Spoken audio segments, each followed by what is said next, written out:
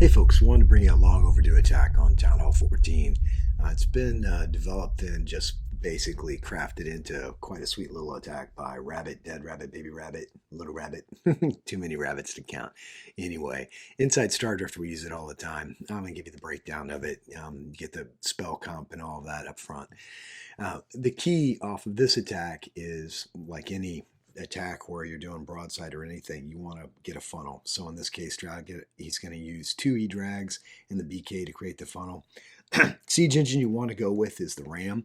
It's very tanky and it can make it to the lopsided bases like this where the Town Hall is off center.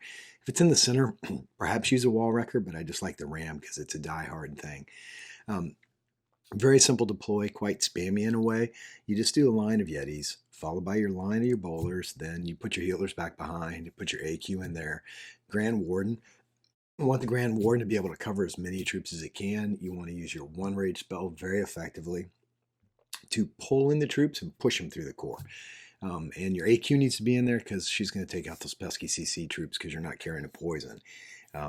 You can try mixing it up if you want, but we really like having that extra bat or that extra freeze spell in there because it's going to be the difference between a 3-star and a what the WTF type thing moment. So this is the first base of 3. I'm going to show you a couple different ways that he goes about the deploy, but one of the things that you'll notice here is that the troops basically are almost all taken out by the time this attack looks like it's significantly complete.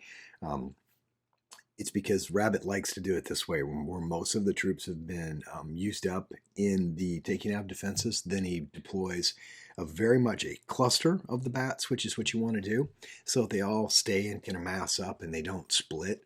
That's a big thing off of the bats. Your freeze, you want to do crucial placement with overlap, so it covers many defenses as you can.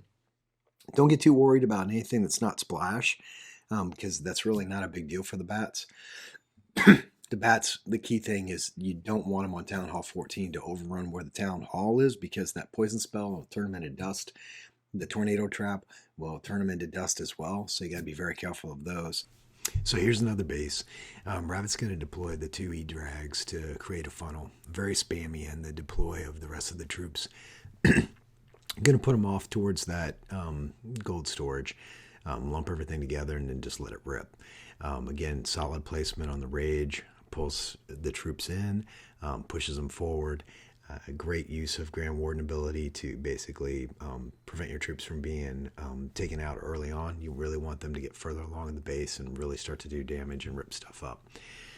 Rabbit holds the deploy of the bats till very near what I would consider almost the end of the attack. You want most of the defenses down if you follow that style. Another way you can play it is where you can deploy them a little bit earlier and use your Royal Champ and your freeze placements with your bats to kind of sweep in a big arc around it. One of the key things you want to do is make sure that you don't let the bats split up, which I was talking about earlier. And definitely not overrun your Town Hall with that poison lasting a carryover effect when you destroy the Town Hall, because that will just make this attack fail very fast. So here we've got, again, a clump of bats. They slowly, as you guys know, on bat deploy, it takes them a while to get up to full strength. Run across and go ahead and just take out the stuff. When you have multi-infernos, it's a little bit more challenging on how you do your deploy. You're going to have to be careful for how your troops go in and take stuff out. If they're clustered close together, if it's a poor laid out base, it should be pretty much a no-brainer. But again, this is one of our favorite attacks for raids. We use this all the time in wars because a lot of us don't have time to master different attacks with life and everything else that goes beyond Clash, which, go figure, that's what happens. So here's the third base in this. And again, we have tons of examples, but I figured 3's enough to give you the idea. This one's in war. This one is what I consider more classic broadside, just to the corners. So you've got 9 o'clock and noon called out, and then he's going to just, in a line, deploy the Yetis, bowlers right behind it, healers behind, your siege machine, and then off you go to the races. Again, your rage and your Grand Warden ability are key. As you guys know, as you get up in the upper town halls, that's a must know how to do. Rabbit is really good at patience in deploy. Give yourself a lot of time with this attack. Anytime you're trying to master a new attack in Town Hall 14, give yourself at least 16, 24 attacks before you say, hey, wait a minute, this isn't working for me. Because you're going to have some that go sideways, some while you're still figuring out your deploy, even on a spammy attack like this. One of the things that sometimes happens is you get a little bit of luck.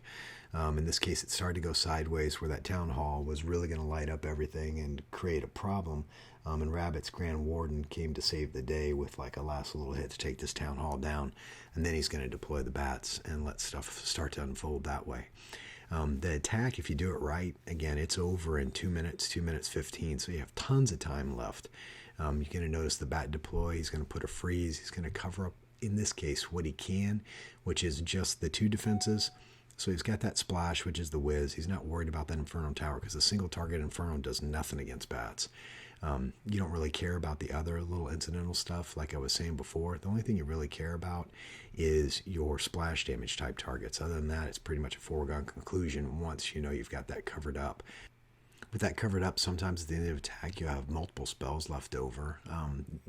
Try it. Give it a go, you guys. I hope you're having fun with Clash, and I appreciate you watching the channel still and sticking with me, so it's been a long time. Hopefully we'll get more stuff up. Comment as you wish. Take care. We'll see you soon. Peace out.